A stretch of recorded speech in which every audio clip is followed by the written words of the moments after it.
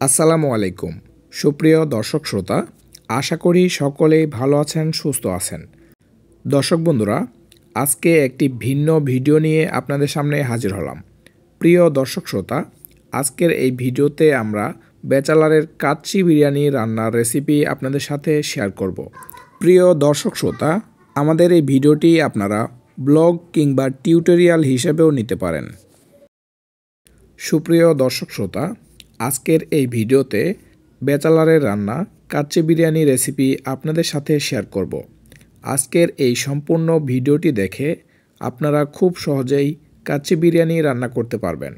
দর্শক শ্রোতা, আর কথা না বাড়িয়ে চলুন বিস্তারিতভাবে ভিডিও শুরু করা যাক। তার আগে আপনাদের কাছে একটা রিকোয়েস্ট থাকবে, আমাদের চ্যানেলটি সাবস্ক্রাইব করে আমাদের পাশেই থাকুন। সুপ্রিয় দর্শক শ্রোতা, প্রথমে আপনারা পরিমাণ মতো চাল মেপে নেবেন। আমরা এখানে বাসমতি রাইস নিয়েছি 3 জনের জন্য। পরিমাণ মতো চাল নেওয়ার পর চালগুলোকে ভালোভাবে কচলিয়ে ধুয়ে নিতে হবে।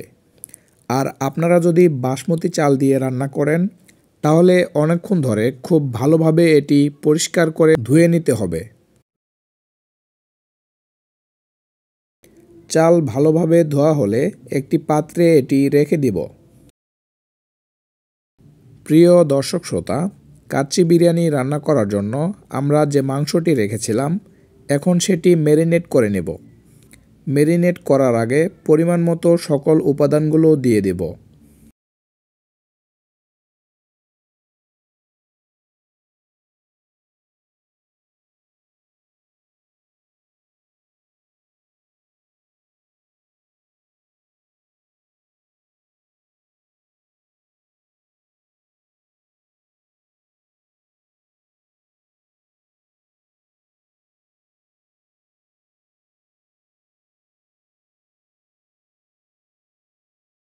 সকল উপাদানগুলো দেওয়া হলে এরপর ভালোভাবে মিক্সার করে নেব।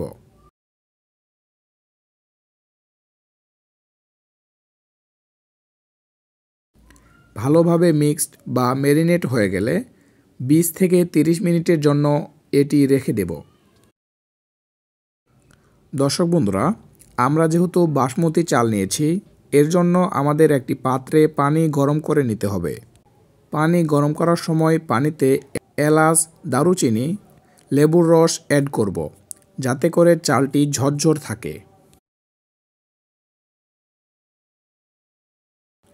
এরপর পানিটি ভালোভাবে গরম হলে আমরা সেখানে চালটি ফেলে দেব।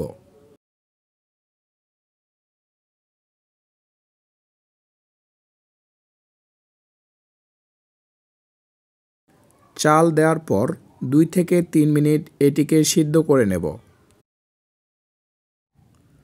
2-3 মিনিট আধা সিদ্ধ করে নেওয়ার পর আমরা চালটিকে তুলে ফেলব এবং চালে যেন কোনো পানি না থাকে সেজন্য ভালোভাবে পানিটি বের করে ফেলব।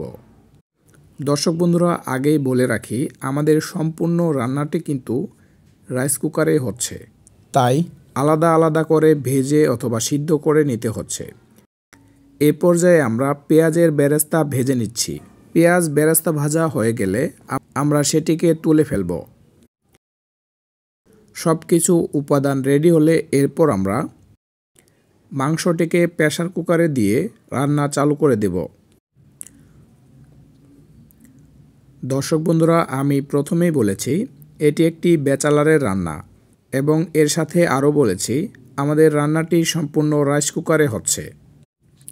তাই আমাদের একটি ভয় ছিল মাংসটি সিদ্ধ হয় কিনা, সেজন্য আমরা মাংসটিকে প্রথমে আধা সিদ্ধ করে নিয়েছি। মাংসটি পুরোপুরি আধা সিদ্ধ হয়ে গেলে এরপর আমরা বাসমতি চালটা আধা সিদ্ধ করে রেখেছিলাম সেটি মাংসর উপরে ছেড়ে দেব।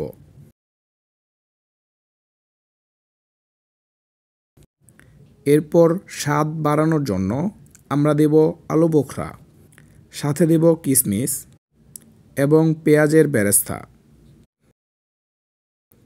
তারপর কিছু চাল দেওয়ার পর আরেকটু মাংস উপরে দেব।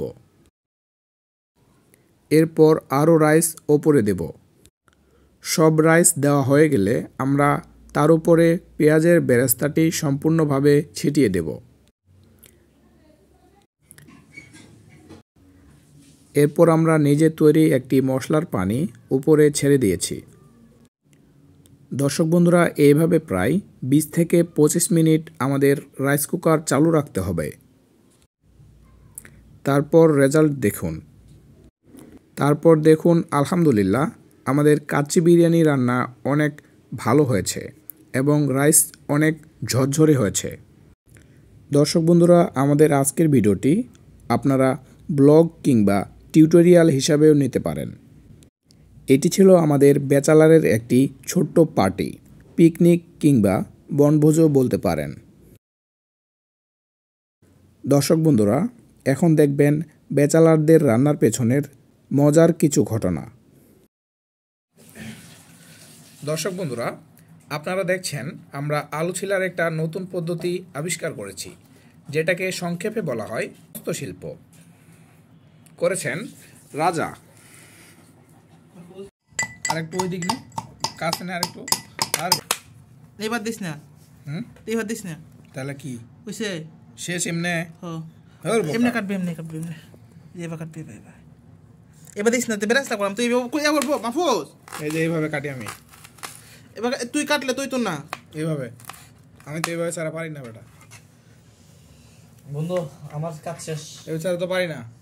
পারতি না কাটতে গেলে লম্বা ভাই কাটতে যাইব। এবার না এনতে এবার এবার কাটলে একবার কাটতে যা হইবা। এবার তো হয় না রে বোকা। হইব আর কাছে নে, ঠিক করে নে মোবাইলটা।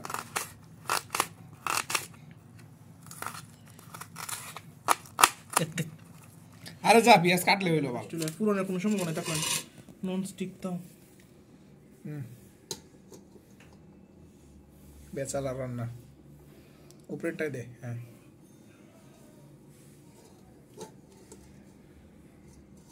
ওকে হবে। ভিডিও চলছে। Nice, that was nice. Video